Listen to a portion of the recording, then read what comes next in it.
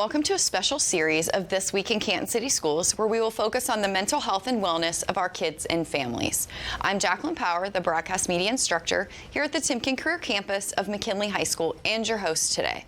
The Canton City School District continues to partner with the Child and Adolescent Behavioral Health Agency. This agency provides a myriad of resources to the Stark County community and, most importantly, to our students within CCSD. Each month, we will feature resources and strategies to help the mental well-being of our young people. On this episode, we are talking with Dr. Elizabeth Hayford of Psychiatric Services. So sit tight, all of that starts right now.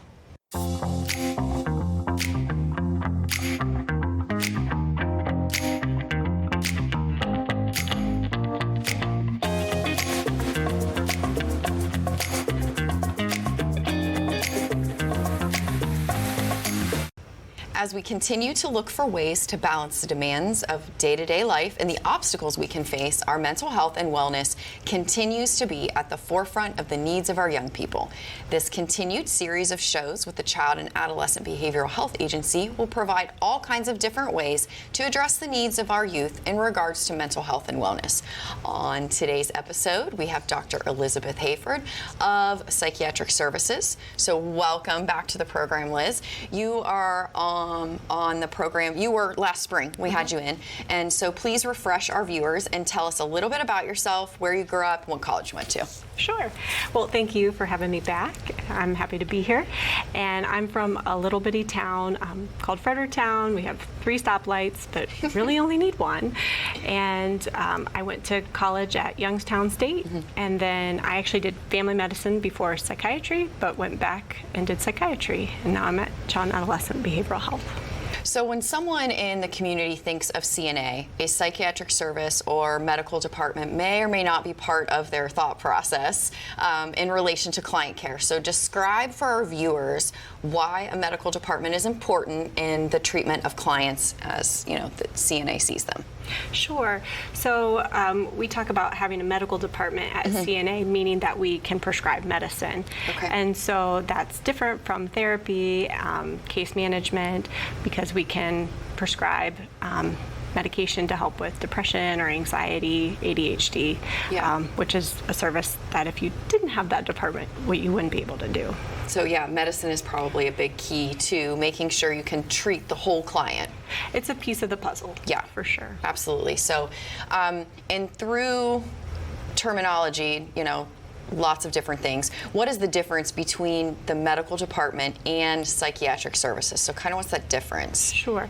So at our agency, because we're all psychiatry, right, we distinguish between therapists and case managers and prescribers by saying medical department, because we can prescribe the medicine. Okay. But out in the general population, if you think psychiatry, you sort of think CNA at large, and if you hear medical, you're probably thinking more physical health than psychiatric health. So sometimes that negative stigma connotation with kids saying they're being treated by psychiatric services department, is there more appropriate language that is used to make the client understand they're just being treated, you know, like they would be at a pediatrician's office? So sometimes that stigma around when you start giving it a label. Right. So we are all mind, body, and spirit. And so just like you take care of your physical health by going to your pediatrician or primary care, you want to take care of your mental health by going to the appropriate services, which just has a label of psychiatry. So you have been, so do you have to be a client of CNA to receive the medical department services? Yes, but that being said, you don't necessarily have to receive therapy or case management at our office to be seen in our medical department. So we can work with outside agencies to make sure you're getting the care that you need. Perfect. It's always nice to work in tandem with other agencies and to be able to say, okay, we can provide these things, and then these are the other resources we can offer you, you know, outside of our 4 walls, for lack of a better term. Perfect. So, do schools recommend potential clients, or do the referrals come from pediatric doctors, or can a parent call in, ask to be seen by a doctor because the parents maybe suspect there's a problem? So talk me through a little bit of that protocol, what that looks like. Sure. So truly, the school, the pediatrician, the parent the guardian, anybody can call in to make a referral to be evaluated to see if medications would be appropriate. So you find multiple ways and multiple avenues then that allow that door to be opened for them. Correct. Okay. So how often is a client seen? Weekly basis, monthly basis? So it really depends on what's going on with the person. Okay. If things are really not going well, we could potentially see them every week in the medical department. But if things are going pretty smoothly, it could be every 3 months. So as things are sort of getting settled for people, the average is about once a month, but it could be more, it could be less, depending on the need. Approximately how many clients does your department see in a month and then maybe a year? Sure. So we have 2 full-time nurse practitioners, a nurse practitioner who's part-time, and then myself. So on average, we see about 120 kids each week, which is about 500 a month. So that being said, client visits, our patient visits about 6,000 a year, but our base, because we see people multiple times, it's about 1,000 patients right now. And you manage a rather big department with all those clients, I imagine. So a medical scheduler, a registered nurse, and a psychiatric mental health nurse practitioner. So let's kind of review each of the members of your team and kind of how their roles fit together. Sure. So our medical scheduler is probably the person that you're talking to on the phone to get set up for that first visit. Our RN helps with quality control, navigating that there's a nationwide shortage of stimulants right now. So getting prior authorizations, getting things in place, fielding medical phone calls. And then our nurse practitioners and myself, we see patients and prescribe as appropriate. So that seems to all fit together very nicely. Yeah. And work as a great big team. So that's always super helpful. Yes, we try. So if I am a first-time client, will I start with the medical scheduler? So, or kind of describe how that works. So honestly, the easiest thing to do, and I think our number is posted right there, would be to call our main number and ask for intake, and then they will direct if they think medication potentially could be appropriate for your case. So then once you talk with our intake, then you'll probably talk with our medical scheduler. Perfect. So you have one registered nurse on your team, and what is her role in department, and does she see clients? So, like I said earlier, she fields a lot of calls and helps with medication, prior authorizations. But yes, we actually have this really cool, it's called just-in-time scheduling to help increase access to care. And part of that is if somebody missed an appointment, our nurse will see them for a quick visit, make sure they're okay, and get them back to their provider the next time. So next, we'll kind of talk about your psychiatric mental health nurse practitioner. So kind of outline that role and how do these roles differ from a registered nurse? So the psychiatric mental health nurse practitioners are nurses at baseline, and then they went back and got specialized schooling so they can prescribe medication, and they function very similarly to my role, but they need a collaborating physician to just bounce things off of. And their primary role is to see patients and prescribe for them. So when a client comes in for a follow-up appointment, do you try to keep the client with the same person, or can any member of that team kind of see the client? So how would that work? So with 1,000 clients, it can be challenging for every person to see their provider each time, but we really try to do our best to keep you with the same person that you've been seeing, because there is that connection and comfort with seeing who you normally see. Yeah, it's tough. I think it would be tough as a baseline to, I've opened up to this person, I've shared this information, and now sometimes words in a chart, or it's not quite the same as that relationship you've established in the comfort level. Correct. So we do our best to get you connected with your person, but we're all happy to see each other's patients as well. Because things will come up. Things will come up. Right. So For sure. What's the most common medical and psychiatric issues your department is seeing with clients right now?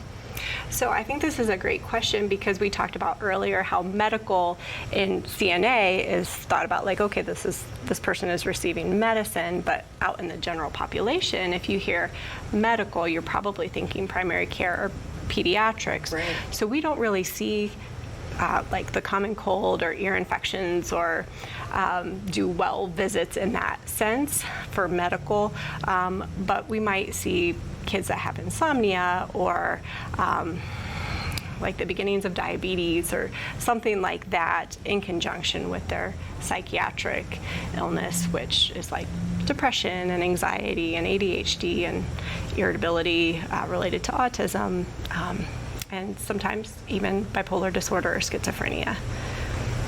So last time you were here, we discussed a grant you received where your department was asking clients to keep a journal to see how their mental and physical health affect each other. Yes. Can you give our viewers an update on the progress or success of that grant? So it has been a slower rollout than we anticipated. It usually is. Yes, we've got the journals. We just need to get it rolling out because we really do see a big connection between like what you eat, how much water you're drinking, do you prioritize sleep, and that plays a big role not only in physical health but in how you feel emotionally and mentally. So I think it will be great once we get it moving. Once it's up, Yes. moving up Yes. off the ground. And I think a lot of times when you have a new plan for something and you think, okay, we're going to implement this piece to the puzzle, there's so many other moving pieces. Sometimes it's difficult. You have these layers that you Yes. kind of have to filter through before you get to the end goal or the end plan per se. Correct. Yes. We had great goals to get it rolling out this Yeah. summer, and then just different things happened, and we hope to get it going out very soon. So what is your age range of your clients? So I personally have like a huge range. I see as young as 3, and I do have somebody that's as old as 30, but that's not typical. Our most common age range is between like 6 and 18 and still being in high school. Okay, and how long, would a child be under the care of psychiatric services? Kind of on an average, or maybe give a scale? Sure. So it really is sort of patient dependent and diagnosis dependent. So if somebody is having acute anxiety, they're in therapy, they just need that little boost of medication. It could be like 6 months to a year, but I've got some people that have been with us for years, just depending on whether their primary care is open to prescribing their medicine or if we are ultimately able to come off the medicine. I think that absolutely, I think a lot of times when we think of medicine in particular, we think, okay, well, there must be a cure, like an end-all, be-all, this is it, check it off the list, we're all done with it. But I think when it comes to, the medical care of the mind, there's a bigger picture. Yeah, so it's not so black and white. That's exactly right. And I often liken it to diabetes. Yes. So just like somebody can't they can't will their pancreas to make insulin, you Right. can't will your brain to make serotonin. It doesn't mean that you're less than, it just means that your body doesn't function like that. And so you might need medicine to help you get through. But just like if you have type 2 diabetes and make really good food choices and exercise, you Yeah. potentially could come off of it. So it's sort of very similar. Good. That's definitely a fair analogy. I really do think. Sure. So what process or evaluation process does your department use when releasing a child from taking medication? And then how do you prep the child to be medicine-free? So it's actually a conversation that we have pretty much when we begin the medicine. Okay. Because what I will tell people is we'll reevaluate every time. Do you need this? How are you doing? And I'm a less is more kind of person. If you don't need it, then let's be done with it. If you need it, it's really okay to keep taking it. And then for some kids, it's this is going to be something that's ongoing. And is your primary care okay with continuing that medication, so you don't necessarily have to see a specialist, but you can follow with your primary out in the community? Again, kind of that working together for the client. So Correct. Everybody that kind of sees the client and is a part of their medical process from, a myriad of ways, you can work as a team to make it a better future, Yes. a brighter place for the Yes. individuals that are being cared for. So yeah. Exactly.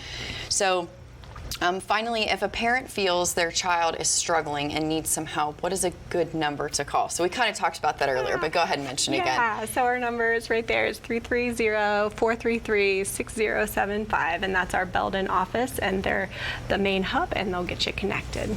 So thank you. Did I miss anything today? I feel like we kind of went kind of quick through everything, but did I miss anything, or did I skim over something you wanted to kind of?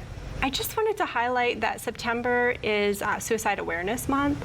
So if you are feeling down, sad, hopeless, there is a national hotline, 988. You can call or text, and there are people to help. And Is that all year long? it's all year long. Yeah, September, they just sort of highlight it because it is the awareness month. But yes, it is there, and they can help. So thank you for all of that information and all of those resources. We really appreciate you being here in the studio. So for more information on this topic and so much more, you can visit CNA's website at www.childandadolescent.org, or you can call the CNA office at 330-433-6075. As always, thank you to Dan Mucci, Mission Advancement Director, for helping to coordinate this episode and the future episodes in this partnership this year.